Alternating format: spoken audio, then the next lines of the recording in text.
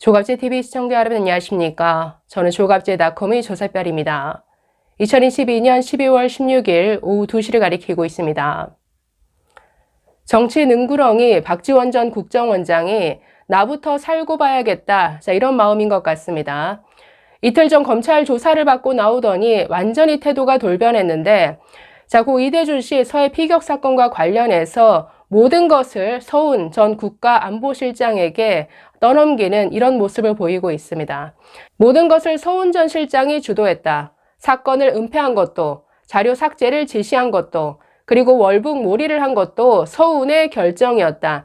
지금 이렇게 나오고 있습니다.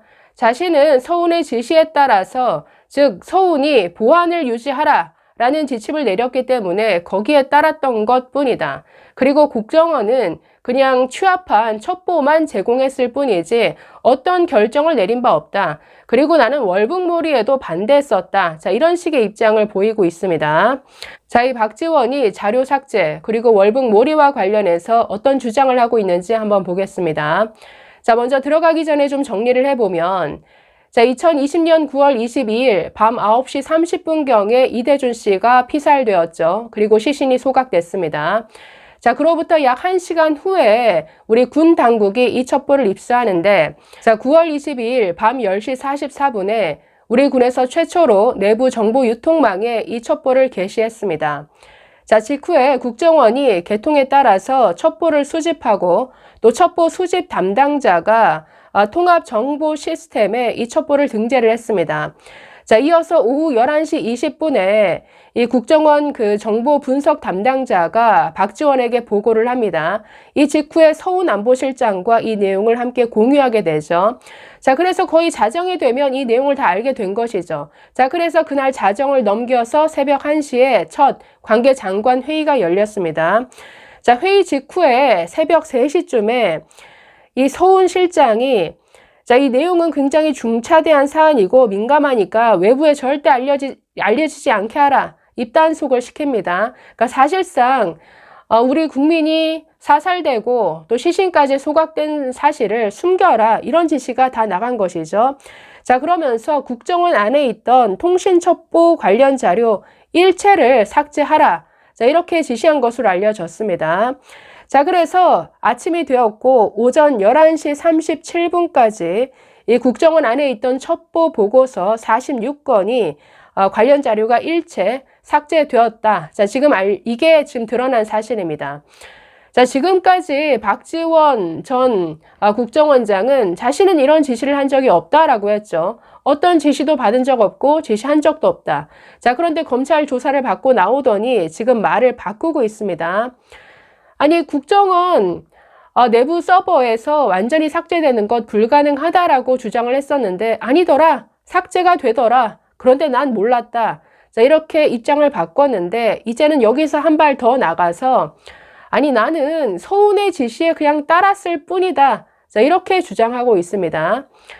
모든 게 서훈의 지시로 다 이루어졌다. 서훈이 입단속, 즉 이 사실을 외부에 알리지 말라라고 전 부처에 이렇게 함구령을 내렸기 때문에 우리는 거기에 따랐던 것뿐이다. 지금 박지원에게 적용된 혐의가 국정원법상 직권남용 등의 혐의입니다. 결국 관건은 왜 이런 첩보, 국가기밀을 삭제했느냐, 왜 삭제하도록 지시했느냐, 이게 지금 유죄냐 무죄냐 이 판단을 해야 되는 것인데 지금 입장이 조금 바뀌었죠. 처음에는 삭제될 리가 없다라고 했다가 아니 삭제가 되더라. 그런데 난 모르겠다. 난 그런 지시를 한 적이 없다. 지금 이렇게 주장하고 있습니다.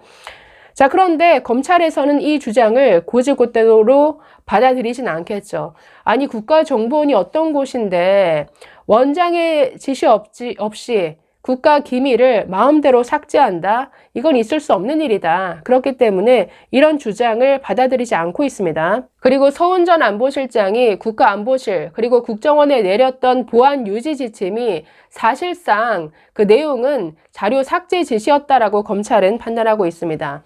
두 번째, 왜 월북몰이를 했느냐? 여기서도 박지원은 완전히 발을 떼는 분위기인데 나는 월북몰이에 관여한 적 없다. 월북몰이를 한 것은 서훈이다.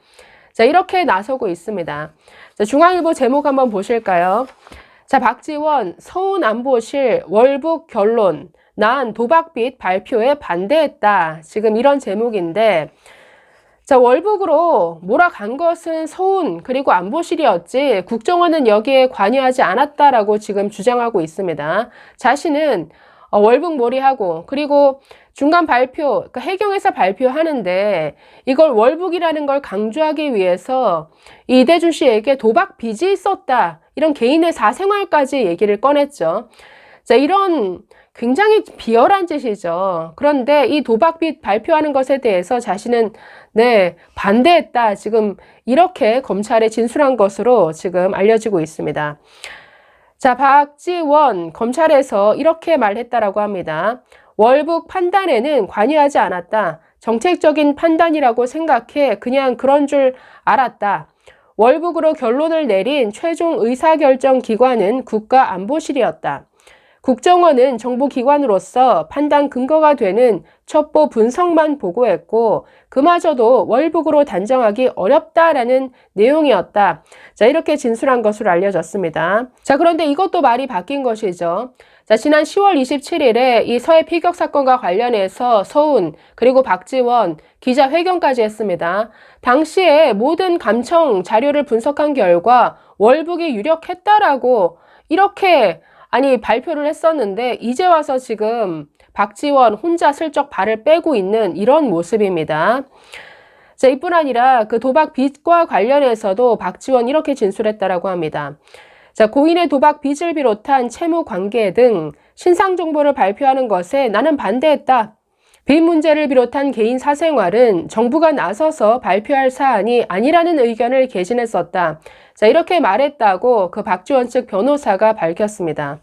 자, 그래서 지금 검찰 수사를 받고 나오더니 박지원의 태도가 완전히 돌변하고 있죠. 자, 그만큼 검찰 수사가 아주 꼼꼼하게 철저하게 잘 된 것 같습니다. 여러 가지 자료 확보, 그리고 당시 청와대에 있었던 여러 비서관들, 또 국정원에 있었던 여러 직원들의 진술들이 종합되어서 정말 꼼짝하지 못할 이런 증거들을 제시한 것 같습니다. 그러니 박지원이 더 이상 거짓말을 해서는 안 되겠구나. 자신도 살 길을 찾아야겠구나. 이런 생각을 한 것이 아닌가 싶습니다. 참 재미나게 돌아가죠.